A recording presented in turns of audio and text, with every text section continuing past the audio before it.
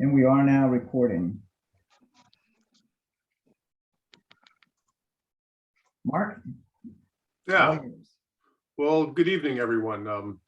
Craig, thank you for setting this up and all your work on the PowerPoint deck and sending the Zoom invite and all the other stuff and work that you've done. And thanks for the signs and all that. Craig, you've been doing a ton of work and we appreciate it. I know some people on the call, some people don't know me. My name is Mark Walters. My wife, Lori, and I live on 97th Avenue Northeast. Welcome to the neighborhood, Lynn. I think you and I may have chatted on the street one time, walking back to the neighborhood walk. I think that might have been you. So good to see everybody. Thank you.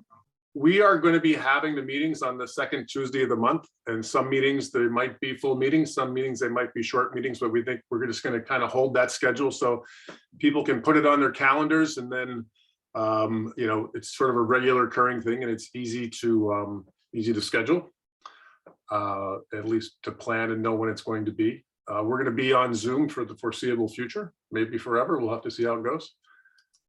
Here's the agenda tonight. I think we've gone through the roll call.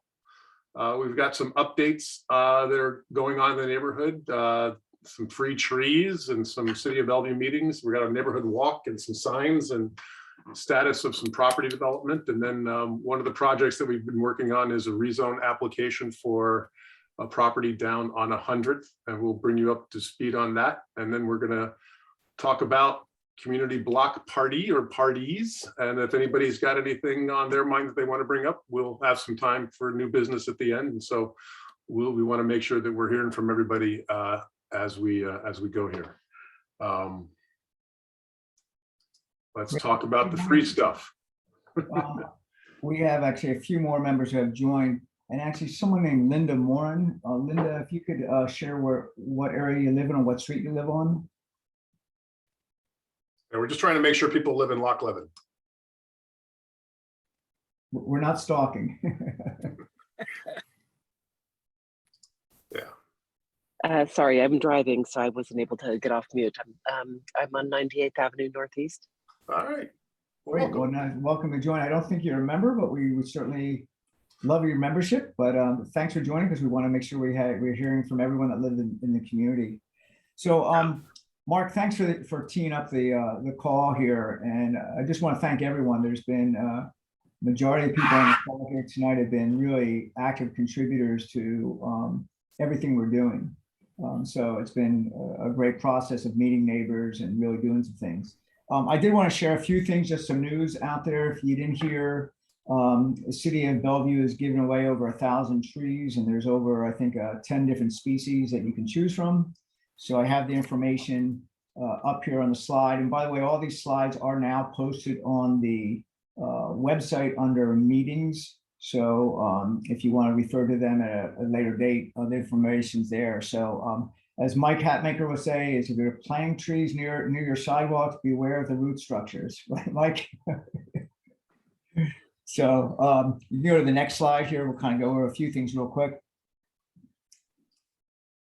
And by the way, if people have a comment or a question, feel free.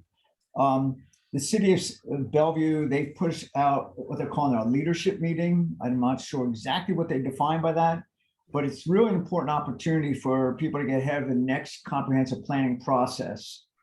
I started this a year and a half ago with as they were going through the Northwest of Bellevue process.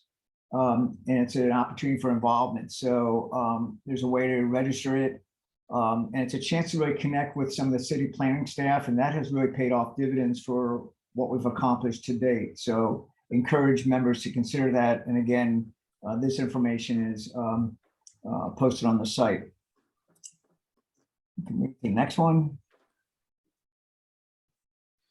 Signs and outreach. This has been a great team effort. And Robin, first of all, thank you for donating your signs, your A-frame boards there. You're welcome. More to come. We've got more coming, Craig. You know, we're looking for at least 2 more. I've got 4 coming. Okay.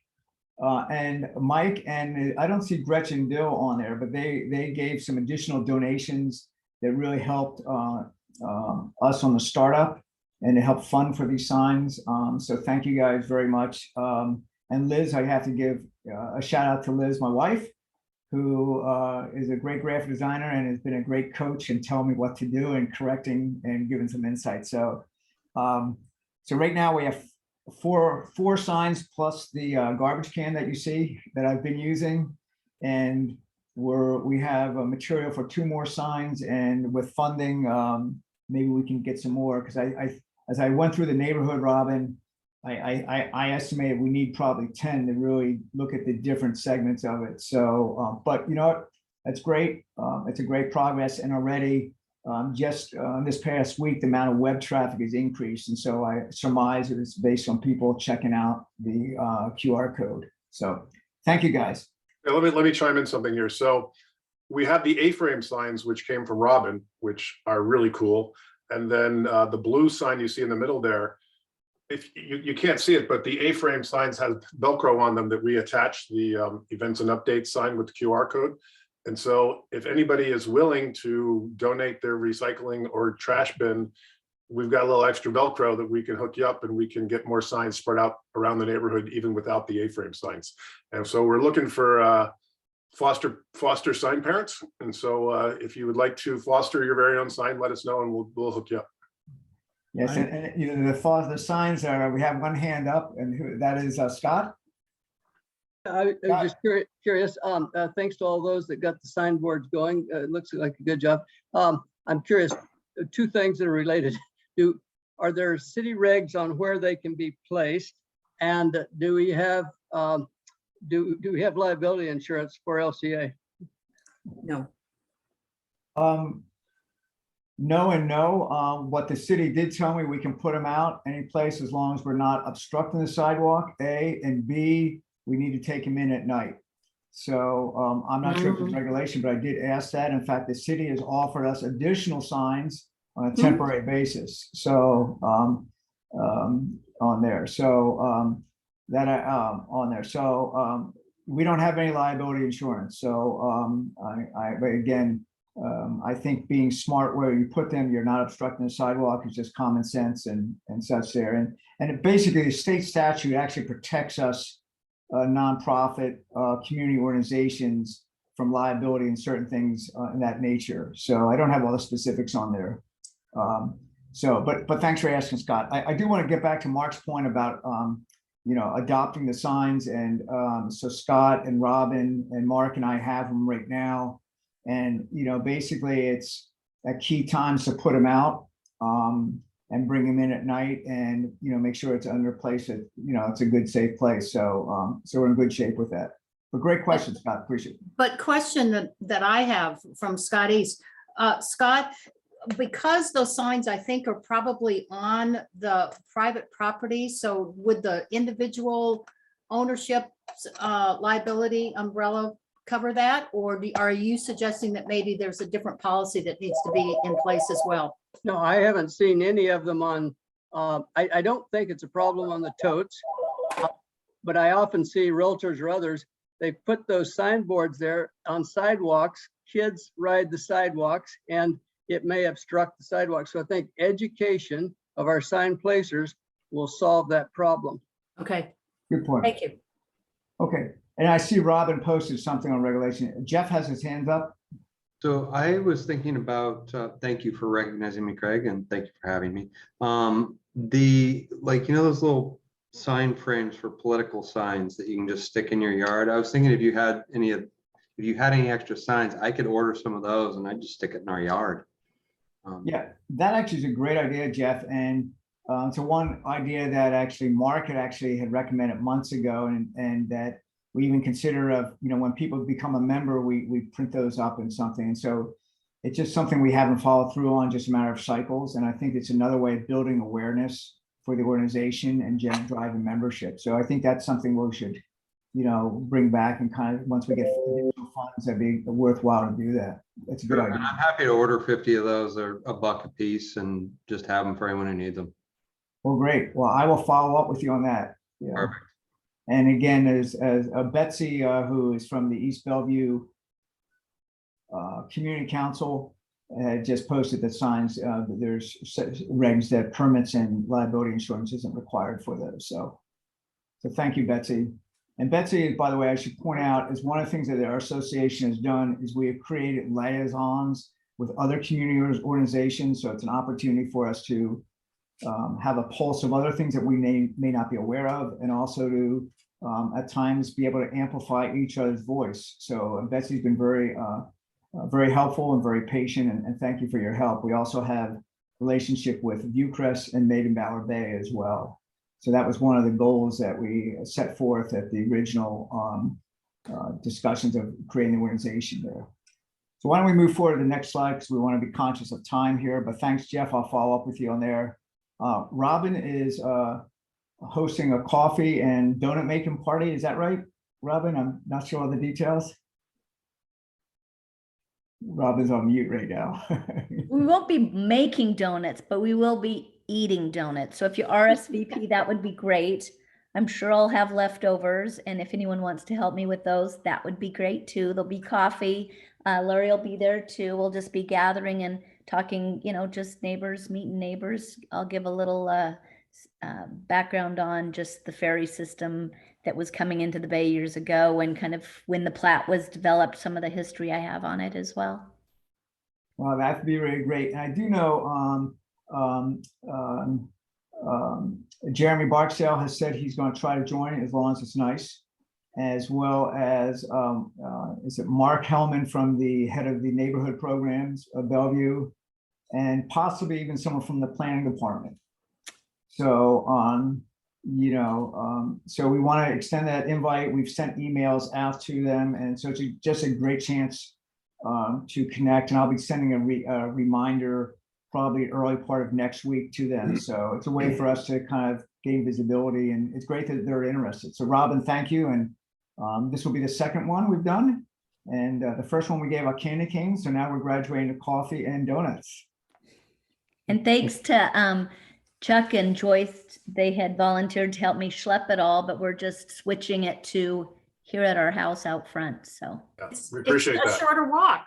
it is. Yeah, I thank you for someone hosting. just sent me a note about the QR codes, and the QR codes is really a great way. Someone just scans that with their phone and it goes to our homepage, and we redesigned our homepage and site to list the key things that are going on. And so we'll be changing the homepage as to recognize key events and things of attention, rather than someone has to kind of, click through multiple places on the website on there. So our goal is to drive people to be able to join and make it as easy as possible. So, okay, great. We can go to the next one there. Also, a few things have come up. And Jeff will recognize this. Jeff and I did a neighborhood walk, and we scratched our head on, there was a house that was removed next to the Puget Energy substation. And we looked a little closer and we said, geez, it says, private property, Puget Power. So we started finding out what was going on, and had a delightful call yesterday. And it was kind of comical because many of the groups within Puget Power didn't know they owned that property. And apparently it was bought in 1991, so almost 30 years ago. And at that point, they were buying properties close to substations just for the future of expansion. And it's kind of fallen off the chart really within the Puget Energy. So the house was in a state of disrepair. The lease was not renewed. So they've now hydroseeded it. The plan for the short term, for the short term, they're going to keep the landscaping and maintain it. Most likely they'll sell it. They don't have any need for it. They don't have any expansion in the 20-year plan that they said as of Monday to expand the substation. And if they did, they already have a lot in between. So if you're looking to buy property in Lochleven, that may be an opportunity for you there. So it is zone R20 there. So so it's great to see them taking good care of that. And then we have another vacant property also on 99th. This one is owned by the city of Bellevue. It has been deemed as surplus property, but they haven't made a decision on selling it yet. They're still thinking of selling it. And so best I know, it's been vacant for 10 years. I reach out to the city also, because one of the ideas for a block party is it's a nice flat piece of property. Can we have, rather than shutting down the street, can we use that as a picnic area? And basically the answer is yes. So as long as, it's on the weekend, they are a little concerned about parking, but we'll figure that out. But again, and they actually said, let us know when you're going to do that, so we'll cut the grass beforehand. So So cool. again, that's not for sale. Nice. Any questions on any of that? I know I ran through it really quick, but I thought it'd be kind of good to kind of bring people up to speed on what's going on. There's that other property on 99th that's probably up a block from that. Halfway, they're going to tear down the existing houses there. They're like apartment buildings, and they're going to put in, I think, 10 townhouses. There's 7 That's- townhouses and 2 buildings. Say that again? 7 townhouses and 2 buildings. That's next door to our house. And that's within the Ew. existing zoning and classification for that property. Probably. Yeah, so I think there's already 7 apartments or 6 apartments in there. So it's not increasing density. So That's an R10, and the property acreage fits the 7 and right on R10, so.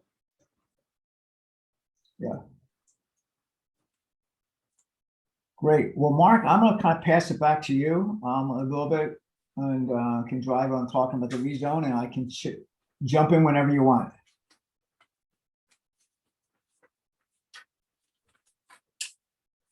Okay, you're a little deeper on some of this than I am, so I'll do my best. If I need help, I'll ask you questions. So I think, if you don't know, let me go forward a little bit. There's this property on 100th. This is Northeast 100th. This is Northeast First. This is the site of the Chimneys condo fire. That 2016 that burnt down, I think, and it's been vacant ever since, except for the folks who decide to move in. And so this was a purchase recently, and they're planning on, they filed an application to amend the comprehensive plan to build a hotel there.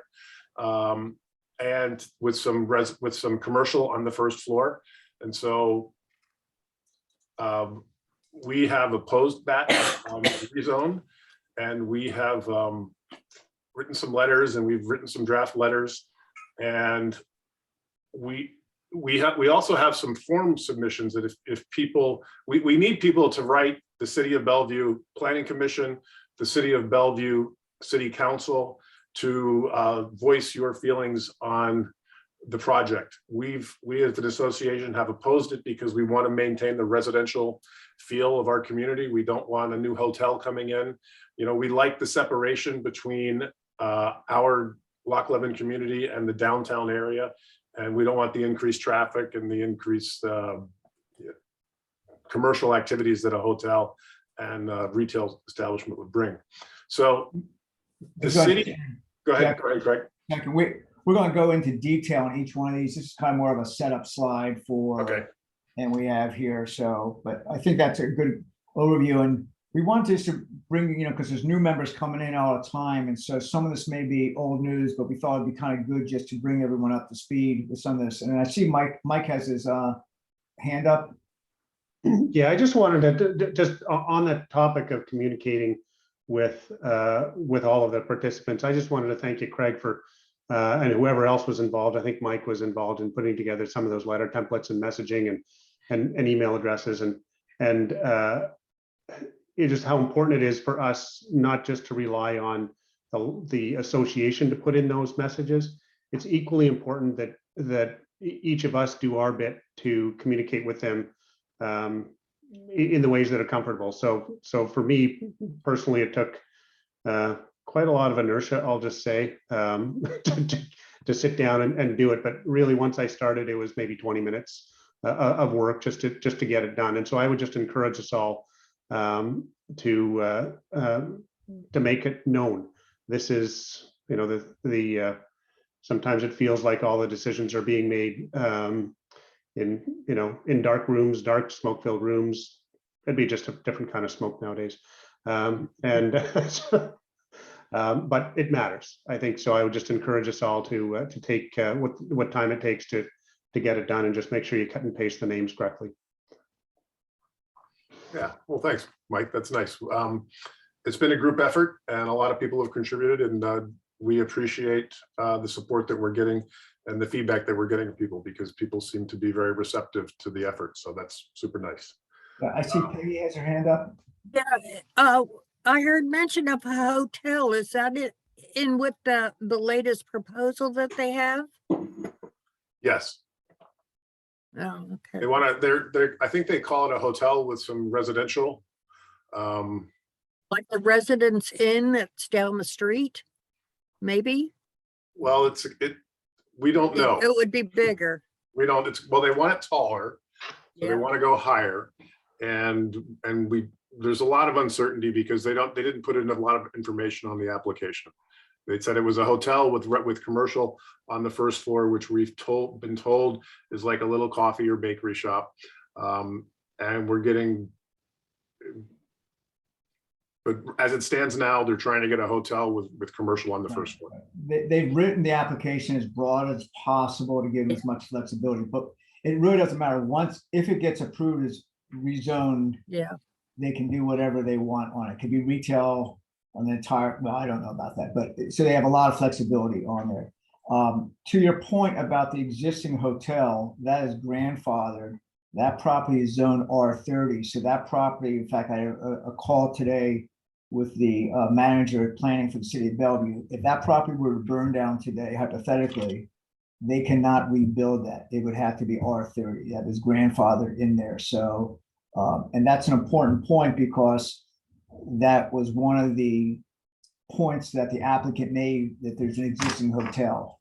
So the city actually volunteered that is immaterial to the application. Yeah. So one of the reasons to be opposed to the application to rezone that R45 is if that particular lot gets R45 commercial, it could expand that into our neighborhood. Once one is planted in the neighborhood, you can grow them other places according to the zoning board. And so we want to stop this one. And look, that was a great place for a bunch of condos. Let's have some more condos and apartments there. We don't. Mark, if you go to that next slide or two, I think it actually shows the actual in more detail. And this may be a chart for everyone. What this shows is the parcel in yellow, that is the chimneys, that's what the application is for. Every property that has a star on it is currently zoned as R30. And there's about 16 properties, because there's some additional north of this snippet here, the screenshot, that also are R30. What's the ones that the city shared today that most likely they're focusing on are the ones that are directly south of the chimneys, and that's the ones that are 9909, 9915, and 9933.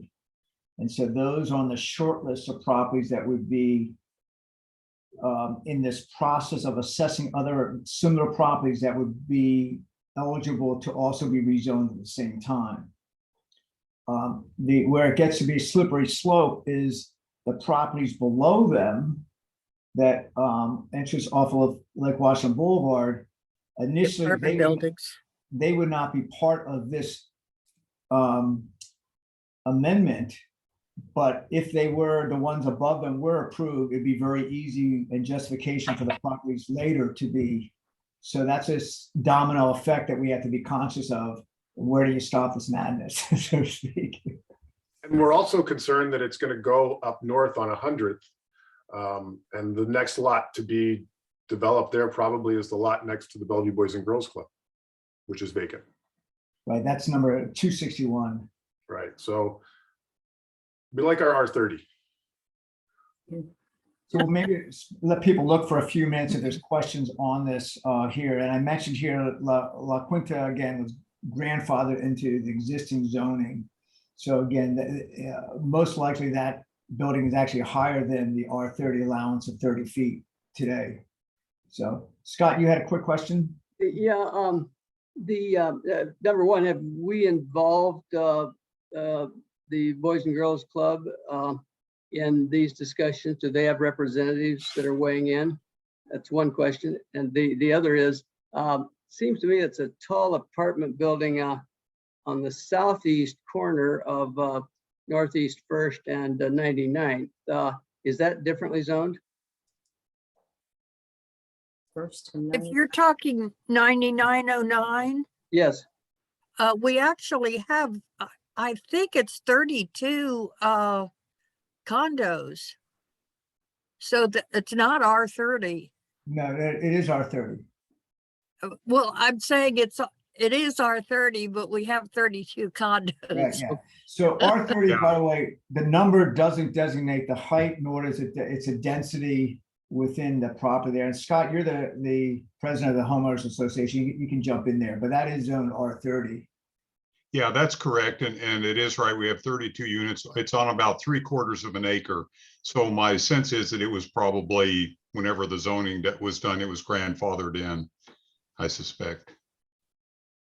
And then Scott, to your question on the Bellevue Boys and Girls Club, we've reached out, we've tried to make contact, we've notified the board of directors of the Bellevue Boys and Girls Club, and we haven't been able to get anyone to respond.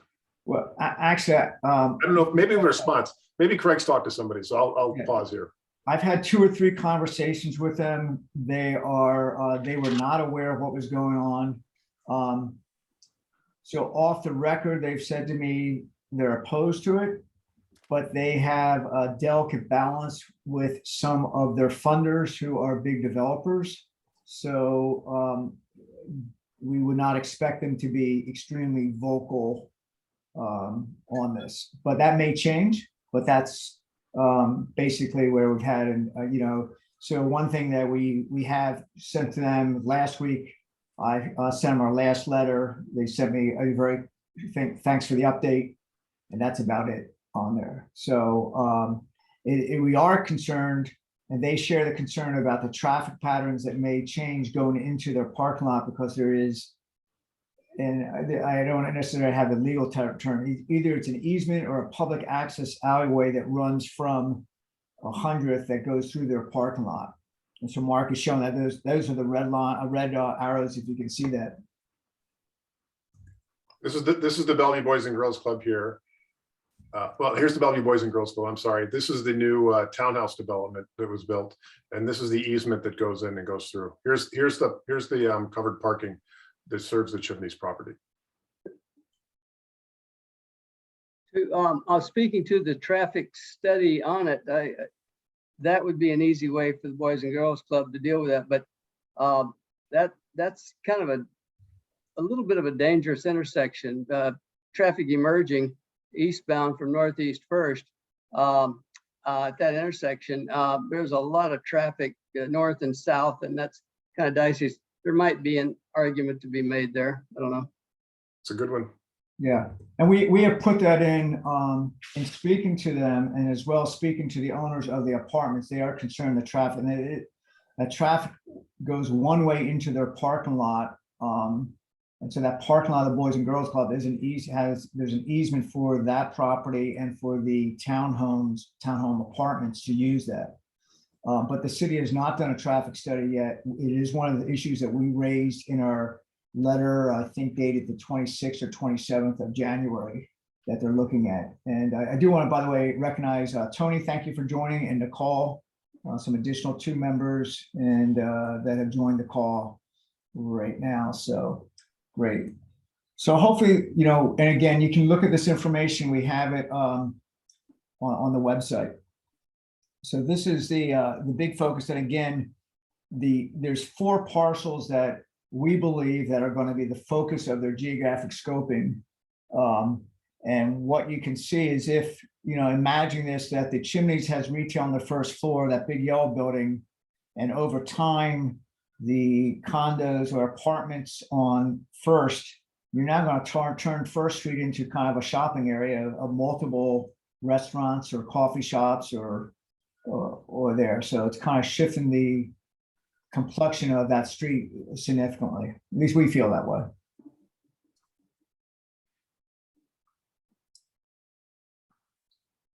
There we go. Want me to go, Craig? Go ahead. So this next meeting that the city council's, the planning commission is doing is to look at the geographical scope of the location.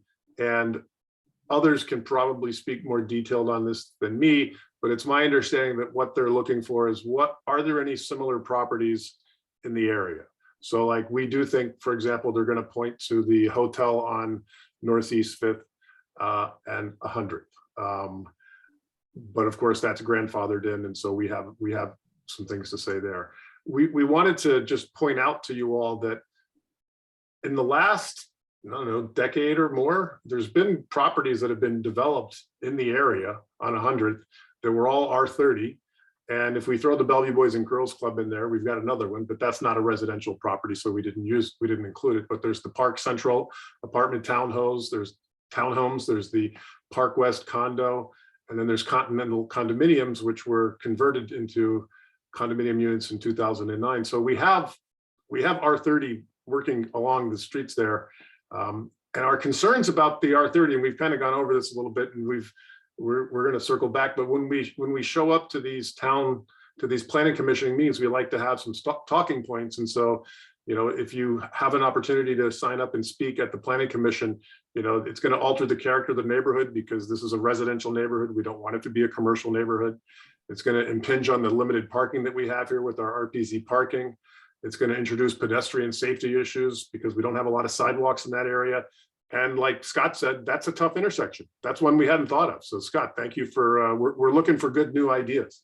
And so, you know, if people have any other areas on any other suggestions or ideas on what they think adding a hotel with a retail bakery on the first floor might change the community in ways that you're opposed to, we want to hear from you because we want to make sure that we include those in our letters and in our communications with the planning commission and the city council.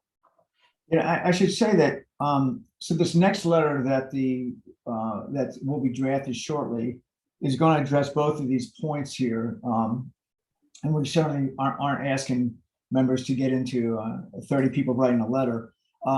But there's 2 points, and this one was brought by a land use architect that, in a sense of arguing against the need for. The first point is getting back to a new point that we have not made before, is that said there's clearly doesn't appear to be a need for reclassifying R30s because developers have been able to profitably do that in the past in our community. So that's the first point there, and those properties are kind of supporting points to take that stand. The second point really is as this geographic scoping. So what will happen is, Mike, is it on the 27th? I'm trying to think here now of the next planning commission meeting. The city, we'll get back to the date there. It's on the 23rd, yeah. So what is happening is the planning commission, or the planning department, excuse me, they are identifying properties that they are saying that are similar, that if you rezone the chimneys, we would recommend these other properties to be included. And that's his geographic scoping. And, you know, we're not 100% sure how all this works, but that's what it's been explained to us. And so part of this purpose of getting this communication out this next week is to kind of be on the offensive side versus defensive and saying, hey, we don't think there should be any additional geographic scope into this. One, we don't believe that you should approve it in the amendment to start with. And the other one is, if you expand it to these other properties, these are the downsides of it. So that's kind of the thinking. And so we have not addressed either one of these points of view in our previous communications. So this would be kind of fresh information, and strategically we've done it this way. So it's another reason we're writing to council, to the planning commission, and to staff. So I guess, you know, and Scott, your points about traffic, we talk about cut through the traffic, but again, it's other traffic on those blind corners there. I think we can kind of embellish that point a little more. I guess from others on the call, are there other things from, you know, our past communications that we should reiterate or we don't want to rehash exactly what we've said before, but there's other points to emphasize would be good. Well, just gilding the lily on the intersection problem. If they're putting in commercial there, so there's the overall volume of 40 units versus 30, whatever that is. All those are fine, but the commercial, a point against maybe the commercial is that would contemplate more people running across from the playground, and cars that are driving to it are going to be backing in and out close to the intersection, if I understand the rough parameters of the proposal, and we wouldn't want it going farther west. So that may buttress it a little bit, just imagining cars coming in and out of commercials, out of a coffee shop or something there. That might be a point to add. The other thing is, I'm not clear, Chuck and Joyce walk it, so, and maybe others do, but the northeast first side of that parcel has what looks like public easement parking that goes in vertically in a north-south direction. And then you get on around, and I don't know, I don't recall, it seems to me there's parking for existing units on Northeast First as you kind of. Yes, I can. Yeah, exactly. I can clarify. So that's an RPZ, restricted parking zone. It would not be eligible for commercial or retail customers. So RPZ means residential. And so you have to have validation you live in there. So that's RPZ 9. Most likely that will get changed to parallel parking, because the addition of a sidewalk when that property gets developed. So that actually will reduce the amount of parking in there whenever it gets redeveloped, because the city did indicate that they will require a sidewalk to be put in. And so we expect that to happen there. So if anything, so you're going to have a decrease of available parking, and you're going to have an increase of demand for parking. Yeah. And Craig, further, would it still be restricted to residential even if it was parallel, or could that go away as well? Well, this is a separate question that we've been having. So RPZ parking, restricted park, is not codified. It's a policy. And so there's no city code that applies to that. And that gets into why we've had a problem on getting the abandoned car towed. And it's kind of a hot potato. There's been this infamous green car that's been parked there for, 100 years. That's non-operable. It doesn't have a valid plate, but it has a collector's plate. And so there is code for that, but the code doesn't apply to RPZs. It's really bizarre. So I don't know. We'd be very concerned, because then you'd have people coming over from the park occupying all that parking all the time too. And we know those lots are full quite often. Right, they do anyway. I'm gonna have that car wrapped Lochleven Community Association. Right. It Did you needs want to be my wrapped in vote for something. that, Mark, you're going to do that? Yeah, I'm gonna do that. It had been for sale before, so I know somebody who put a card in offering to buy it, and there had been an offer for it. We talked about the Galaxy, I think. So I have a little trouble moving here. Hold on. It is not movable now. So if the city did go ahead and look at the other properties that you've got listed, how many residential units would we be losing? I have that written down there, but so what could happen in those buildings is they could go up another 15 feet. So if the property's across the street, if they stay to residential on the second, third, and fourth floors, you might not lose any apartments. So the density of that. No, but if those went to commercial properties, if that's the proposal and those went to commercial, we know in 9909 we would lose 32 units. Well, to clarify, it's mixed use residential. So by mixed use doesn't mean all commercial. So it could include condos or apartments in there. So, but it doesn't have to. So we don't know. But you're right. So Not a given. another point could be reduction of housing stock. Right. In that point, again, I think that's a good point, Mark, that we go back to the previous point there, the slide that we add that into the housing stock issue. Making a note. And the big point to me, or one of the big points, is that the Northwest Bellevue plan as well as the CBD plan both specifically talk about protecting residential zoning, residential areas, and that transition zoning is to exist within the central business district, not in the residential area. And there are 42 or some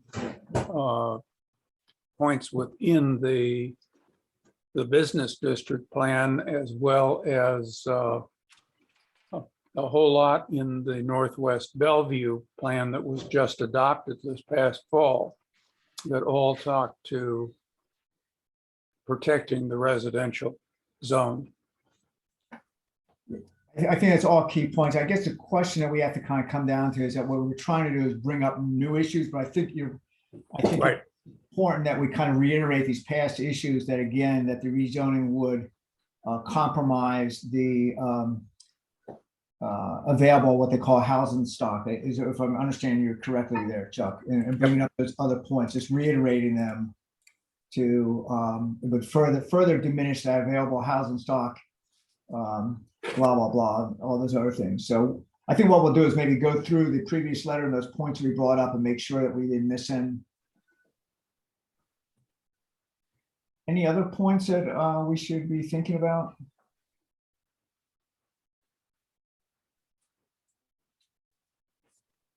Good talk. All right, let's go on. So, Well, just one I might mention briefly that just related, because it is residential close by, is the Bayside Place Apartments, which are over on Lake Washington Boulevard and 100th. The city owns those now, and the plan for the second phase of the Maidenbower Bay Park would take those away. So that would be a loss of residential capacity within the area. So it's close by. No, I didn't. Huh. is that going to expand the park, or is that going to be, what are they going to do with it? Yeah, that's going to be part of the second phase of the park. Okay. So that'll be the main entrance to the water then?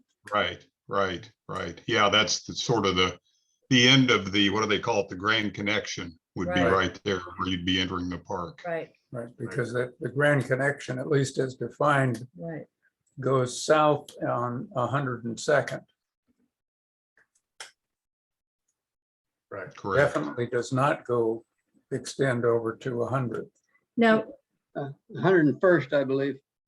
Is it 100? So, yes, the Grand Connection runs Lake Washington Boulevard from Maidenbower Bay east to 102nd, makes a left at the traffic light by the corner of the 520 grill. That's the path of and- That's what it's defined anyway.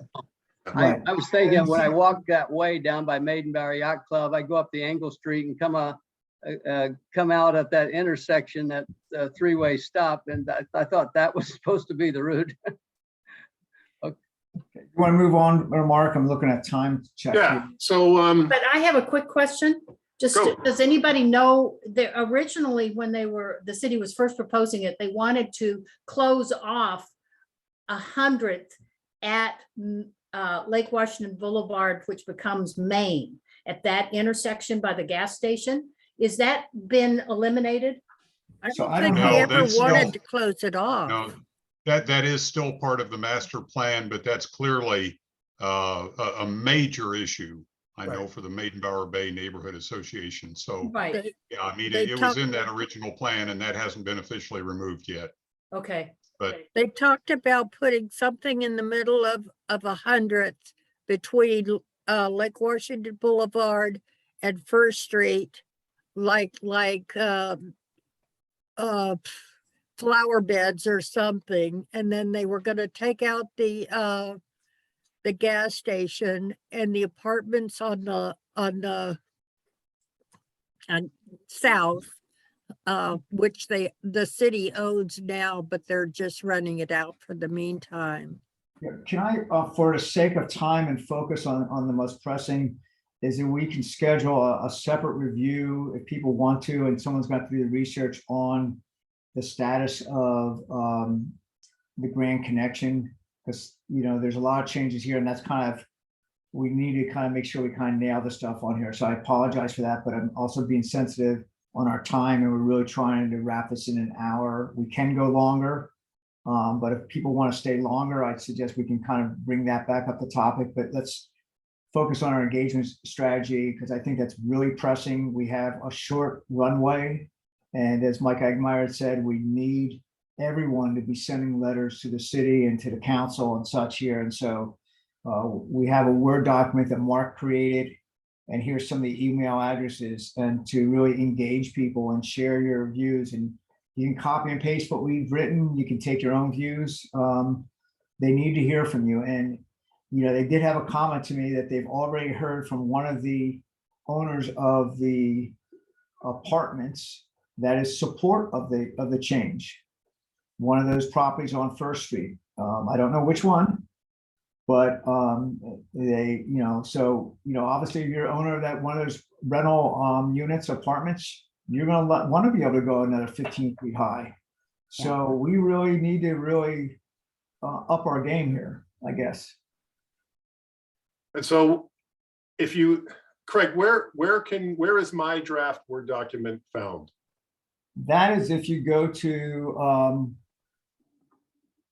let me do this. Let me kind of go to the site, and what I can do is. While you're answering that question, let me talk. So there's been a couple of things drafted that are kind of cut and paste, tweak a little bit to put parts of it in your voice. And we have the email addresses here on where you can email them, but we would like you to email the planning department, the planning commission, and the city council, including each city council member. And so we would like everybody to hear from this. And so we've got some dates coming up here. So there's the next meeting is on the 23rd. So we'd like to get the emails out now and early next week. And then, you know, get the idea being that let's let them hear from us a little bit before the meeting so that we're on the agenda. And then you can also, here's one of the samples that have been written. And again, we do ask you to copy board@lochlevenwa.org. So we're trying to kind of catalog and know and keep a finger on the pulse. I'll send in the chat right now. We do have a web page. It's a members web page, and I'll send you the link here in 1 second if I can kind of get that back to everyone. Just a piece of information. The address for the developer is in those new townhomes that are just north of the chimneys between them and the Boys and Girls Club. So I would expect that there to be a positive response out of somebody on 100th. Their address is 125, where the chimneys is at 115. Yeah, these we're well. Thanks for bringing that up. It is kind of odd, but he's a renter of of that one of the 5 or 6 townhomes there. He's the one who tried to get the without a permit to modify the carport. We'll see on there. I'm not sure. It's very confusing what's going on between who the owners are and who the developers are. There's multiple players involved there. So yeah, but it's my understanding that the owner of the Chimneys condo, he rents a townhouse at one of those townhouses there. Yeah. There's actually, I think it's confusing because I believe the company, the registered agent of the LLC lives in Medina, but then there's also someone who's listed as an owner that lives in one of the townhomes. So, but there's been it's been hard to triangulate there. And I see also, before we forget, Jean had a question, her hand's up. Yes, so when we send our letter, it looks like it's going to like 10 or 11 different email addresses. Do you want us to CC the board on every single letter or just one? Every single one is fine, and just send each one separately because they're more in Okay. tune to read them there. I just sent in the chat the link to, we have a members page, so it's not searchable. And that's where the template is that has a lot of this information up there. And you can kind of click on that. It's not, we didn't put a password on there, but we didn't want to have it out there for everyone just to see. So it's just a hidden page for members. If you email me, here's my email address. I can send you one. Craig has one, and this deck is on the site. So if you don't have my email address now, you can get it from the site later. But if you send it to the board, that will forward to board member. Actually, we'll have that recorded for the board and then on there. And so just so we want to keep a pulse on that. And we, the city mentioned to me yesterday, they said, a lot of properties they never hear from anyone on. And this is all goodness here. Yeah. And then there's a meeting coming up. Our next meeting will be, this is our next meeting? Yeah, March 8th. You can visit our website for updates. Look at, we'll put the signs up before the meetings too. So you can, when you start seeing the signs in the neighborhood, there's something going on. So get your phone out, hit the QR code, and you'll see what's going on. And Mark, if you go to like the last slide, I think it gives some of the key dates for the there you go. So these are in the deck that's up there, but these are the key dates of what's going on. And it is February 23rd is where the geographic scope will be presented. And so the week before the 23rd is when you need to get your emails in. So it's in part of what they call the study packet or pre-reading for the planning commission. And then there's another meeting on what they call a study session on the scope again on March 9th. So there'll be another period that we need to kind of keep this cadence and keep our I call it a drumbeat going. So different messages, but just again, reiterating our concern and just showing that the community is concerned about this stuff. So in order to make it into their packet, do you need to have it like a week in advance of those dates, or what?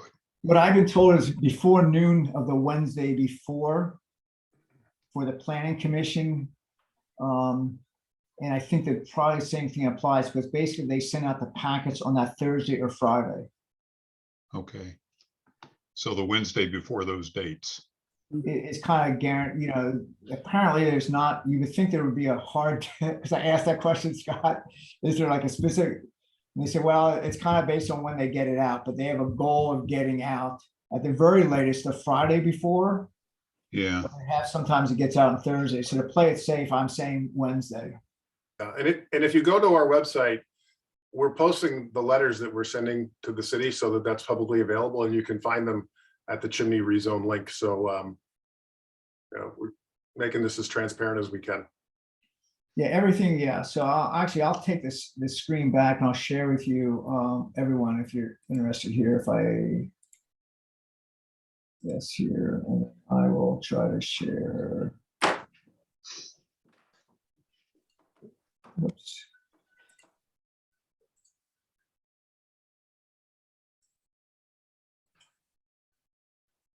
I'll show all windows. That'd be good. Right here.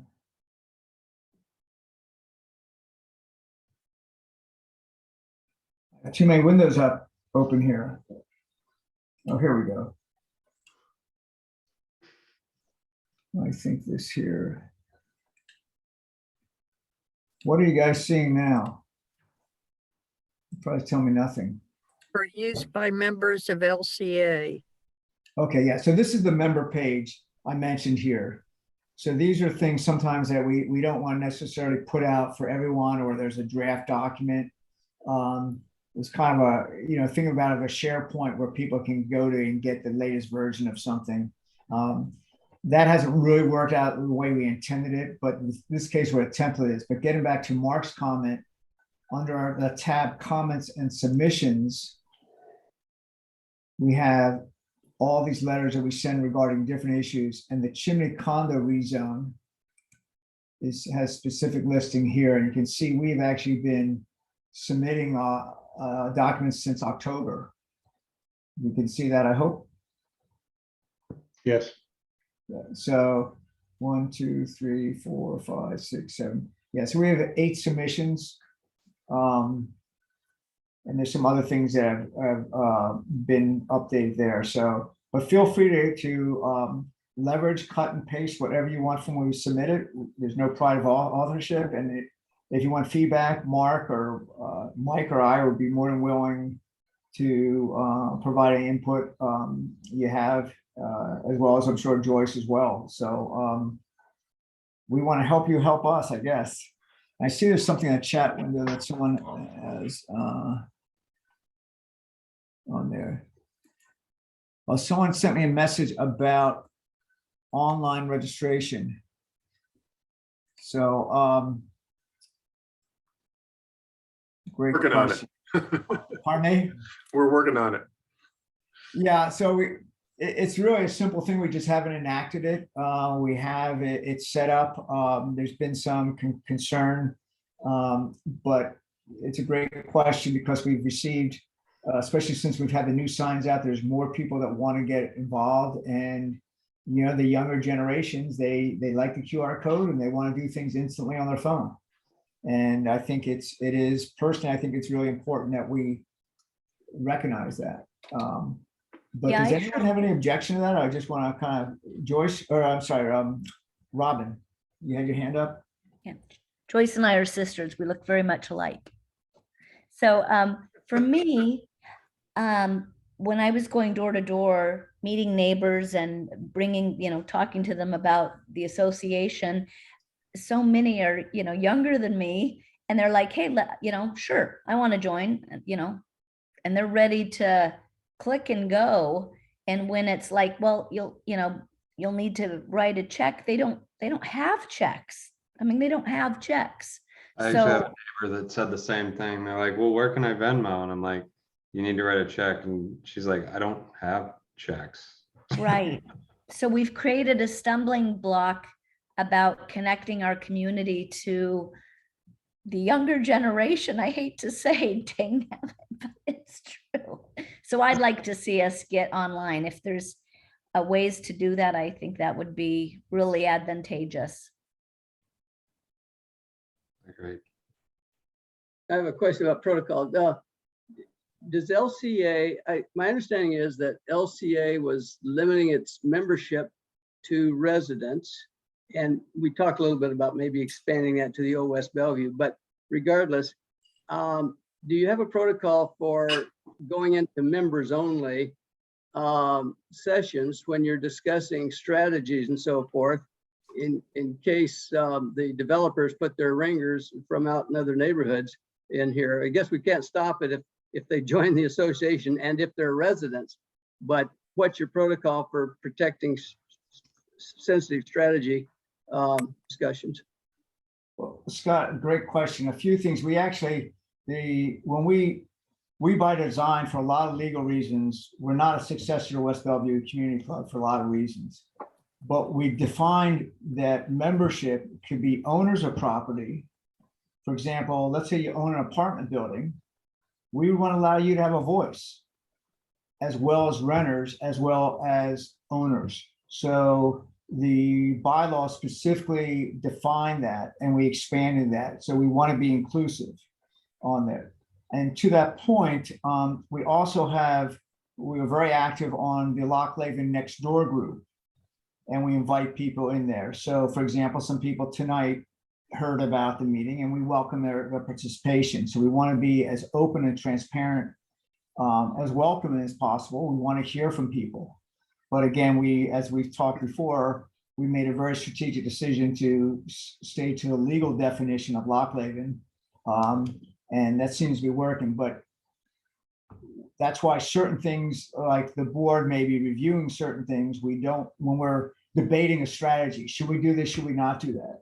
We don't want to necessarily put that out for, it's not that we don't want to be transparent, but to your point, especially when you're dealing with a developer who has a group of attorneys that are chomping at the bit, we don't want to give them any more information than they need to have. But you're right, technically they could join, the developer could join, and we would not have any grounds to not allow them to join. So at the end of the day, it's like you said, we can put up some barriers, but we have to be inclusive, I think. Does that make sense to you? I hear you, and I accept that. I was thinking kind of like a hall monitor for any guests that are not residents or members but it may be that there's no effective way to prevent developers from being apprised of our plans and our discussions and getting a step ahead, unless the board goes into executive session, I suppose, and we don't share our strategies with everybody. Mark, did you want to add anything to that? I know. So many of you know that I am an attorney, but I am not an attorney of the association or any of the board members, or even I'm not even my own attorney on this. This is not my area of expertise. If Scott's got some area of expertise and he wants to throw some comments out, that's great. I kind of feel like, we've sort of made our position known with this particular property, so there's not going to be any confusion there. We've told we told the attorney for the developer that the developer is welcome to join, and the response was, well, but we don't want to fund your initiative to oppose us. I said, well, it's only $25. So, I do think that there is going to be a need to maybe have an executive session for the board occasionally. But so I'll just leave it at that. I am only speaking for myself. Thank you. Great. Was there anything else on new business that anyone wanted to throw up, or should we call it a wrap?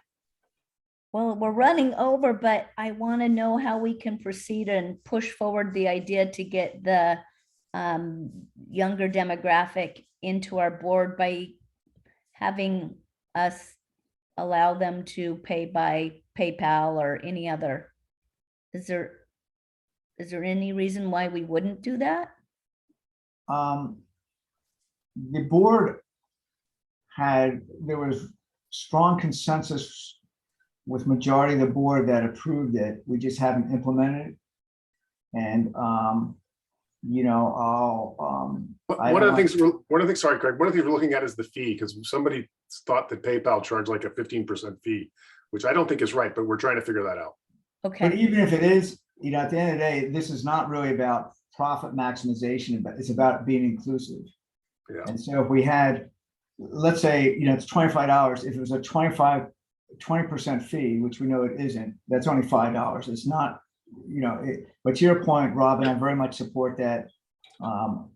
We can take it. There's 4 of the board members on the call. We certainly, we already had a vote that was done several months ago. We just haven't implemented it. PayPal is set up and linked to our bank account. It just hasn't been implemented. And what the next step is to do a test. One of the questions in my mind is, how much data do we get? Is it enough to populate our member database? And so what I am going to propose, and maybe I'll make a motion, is that the board goes through the motion. It would be that the board runs a test with PayPal or other third-party payment processors to test the processing and data collection, and for the viability of then implementing it site-wide or something of that nature. I think we also need to look at Zelle. Okay, Chuck, great point. Zelle does not work with BECU. Right. Same thing with Venmo. So that's kind of, we've gone through the process. No, BECU doesn't allow They don't Zelle. accept it with business accounts. And again, I revalidated it on Monday of this week, but I'm glad you brought it up again. So PayPal is the default, really. So I'd like if someone wants to second that, and then we'll put it to a quick vote. and then we'll just move forward so we can address that since it seems to be a recurring thing that I think that we should address it as an organization. Seconded. I'll second that. Yeah. Do we need to open up for any further discussion? Call for the question. Let's do it. Okay, so technically then we have to, a motion to close discussion. Second needs to be seconded. Second. I called for the question. That's what that was. Means you So can then vote. all in favor of supporting us to implement electronic payment, which may include PayPal or other third parties, say aye. Aye. Anyone opposed? So it would be recorded by unanimous consent that we will move forward. And the first step will be a trial test to make sure everything works.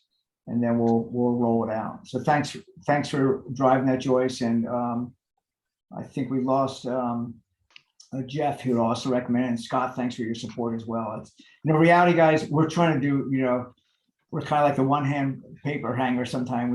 There's so many things on our plate that we're trying to do. And I'm glad that you guys brought that up again. And we just kind of, we're making progress. And to that point, I would say this last week has been extremely encouraging. The planning department has been very forthright and helpful in identifying some of the stuff. In fact, last week, the city offered to pay for a mailing to everyone that resides within Lochleven, the legal definition to promote our organization. And so they will pay 100% for that. So that's on our list of to-dos. We would kind of want to wait till do we have a physical meeting? Do we schedule that, the Boys and Girls Club? We haven't gotten around to that. But my whole point is that the city is recognizing us, and that's all positive. Future agenda, we don't have time tonight, but future agenda, if it's not already on there, agenda item would be that new state law for allowing extra dwellings. Cities have to implement it. So we might want to have input to City of Bellevue on our thoughts about the implementation of that new statute. Good one, Yes. Scott. Yeah, and that dovetails two things. The city is moving the whole discussion of the attached accessory dwelling units that we've had several meetings on. And now there's a state movement on that. And there's a separate state movement on basically, I believe it's any city over 10,000 that would eliminate single dwelling properties. I don't have all the details. It may be 20 cities of 20,000 or more, but basically there's some. And Bellevue, as I understand, the city of Bellevue is opposed to that because the Bellevue cities want to have their rights of how they are zoning properties. So it's a state issue versus city and then community. We're down at the very bottom.